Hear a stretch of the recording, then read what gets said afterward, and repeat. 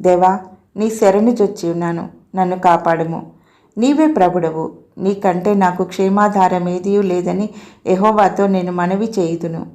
నేను ఇలాగందును, భూమి మీద ఉన్న భక్తులే శ్రేష్ఠులు, వారు నాకు కేవలం ఇష్టలు. యెహోవాను విడిచి వేరొకరిని అనుసరించి వారికి శ్రమలు విస్తరించును.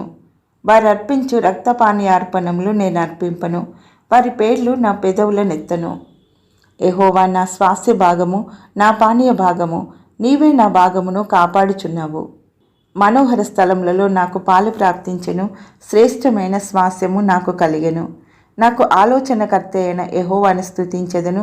రాత్రి గడియలలో నా అంతరంద్రియము నాకు బోధించుచున్నది. సదాకాలము యెహోవా యందు నా గురి నిలుపుచున్నాను.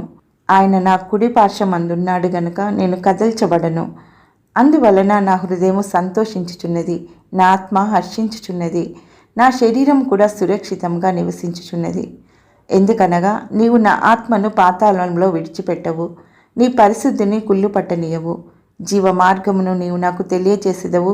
నీ సన్నిధిని సంపూర్ణ సంతోషం కలదు, నీ కుడి చేతిలో నిత్య సుఖములు కలవు.